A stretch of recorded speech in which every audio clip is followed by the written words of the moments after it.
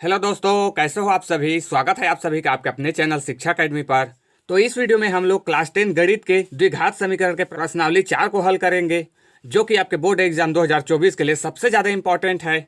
जिसमें पहला प्रश्न है, निम्नलिखित वर्ग समीकरण के विभेदक ज्ञात कीजिए। अर्थात दोस्तों, आपको इस एक से वर्ग ऋण 4x धन 2 बराबर 0 का आपको विभेदक ज्ञात करना है। और दूसरा है फ्रेंड्स, वर्ग समीकरण के मूलों की प्रकृति ज्ञात कीजिए।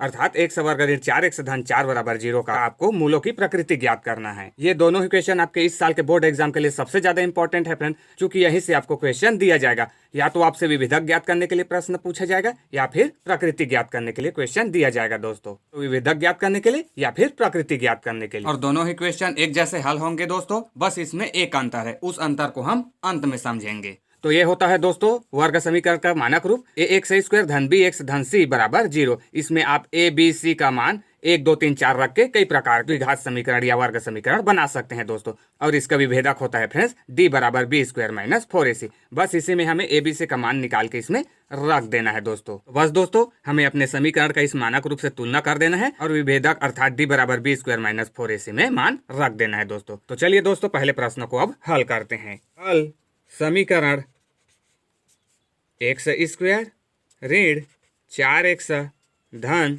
2 बराबर 0 का मानक समीकरण ए एक्स स्क्वायर धन बी एक्स धन सी बराबर 0 से तुलना करने पर।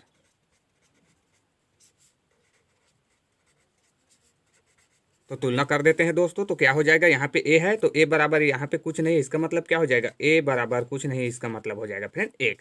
और इसी प्रकार b बराबर दिया है b, तो इसमें क्या दिख रहा है दोस्तों, b की जगह इसमें क्या है -4 होगा, तो ये -4। और इसी प्रकार c बराबर दिया है यहाँ पे 2 है, तो ये 2 फ्रेंड।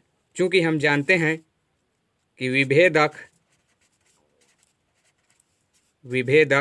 d बराबर होता है friends B square minus 4ac। अब इसी में हमें मान रख देना है। d बराबर हो जाएगा, b बराबर हमें क्या मिला है ऋण 4, तो ऋण 4 का वर्ग ऋण 4 गुणा a बराबर हमें क्या मिला है 1 गुणा c क्या है 2 है, तो ये 2 फ्रेंड।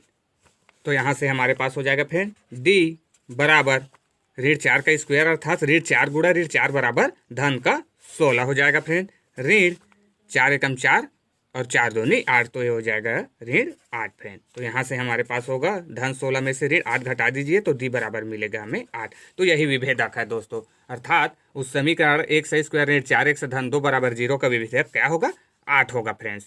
तो यही हमारा आंसर हो जाएगा। अब आइए दोस्तों दूसरे समीकरण को हल करते हैं, अर्थात मूल के प्रकृति ज्ञात करते हैं।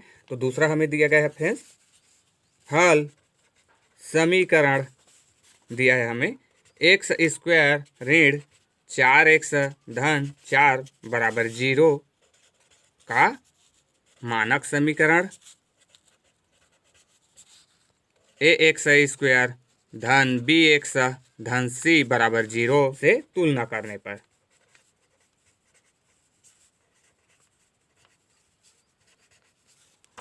तुलना करने पर हमारे पास हो जाएगा फ्रेंड्स ए बराबर क्या हो जाएगा, कुछ नहीं है एक्स स्क्वायर के गुणांक में, तो इसका मतलब हो जाएगा 1। और b बराबर हो जाएगा b बराबर ऋण 4 और c बराबर हो जाएगा फ्रेंड्स धन 4, तो ये हो गया धन 4। क्योंकि विभेदक क्या होता है, चूंकि विभेदक d बराबर होता है friends B square minus 4ac। बस इसी में मान रख देना है फ्रेंड। तो चलिए मान रख दीजिए।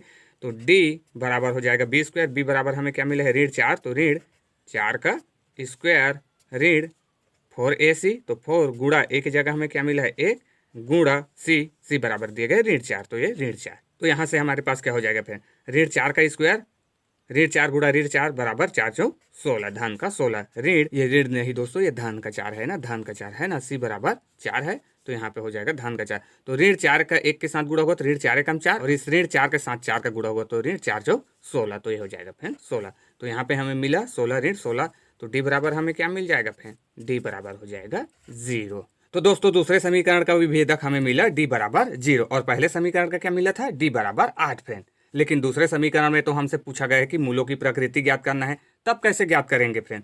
तब दोस्तों इसी विभेदक से हम मूलों की प्रकृति के बारे में बता सकते हैं दोस्तों। देखो यहाँ पे आपको डी के दो मान दिखे, एक तो डी बराबर 8 और दूसरा आपको मिला डी बराबर 0 फ्रेंड। इसी प्रकार आपको किसी और समीकरण में मिल सकता है डी बराबर ऋण में कोई संख्या मिल सकता है फ्रेंड, ऋण 2, इस प्रकार। ठीक है, अर्थात आपको डी का मान कैसा मिल सकता है फ्रेंड, डी का मान आपको धनात्मक में मिल सकता है, या डी का मान 0 हो सकता है, या डी का मान ऋणात्मक हो सकता है दोस्तों। बस ये 3 ही कंडीशन है दोस्तों, आपको डी के 3 ही मान मिल सकते हैं, या तो डी का मान 0 होगा, या डी का मान 8 होगा, या डी का मान ऋणात्मक होगा दोस्तों। ठीक है, धनात्मक, ऋणात्मक या शून्य होगा। तब इन ही तीनों कंडीशन में फ्रेंड्स हम मूलों की प्रकृति के बारे में बता सकते हैं दोस्तों। कैसे बताएंगे, अगर फ्रेंड्स हमें डी का मान 0 मिल गया समझो, ठीक है, यहाँ पे हमें 0 ही मिला है, अगर डी का मान 0 हुआ तो मूल की प्रकृति समान होगी दोस्तों। कैसी होगी, समान होगी, एक जैसी होगी दोस्तों, और वास्तविक संख्या होगी।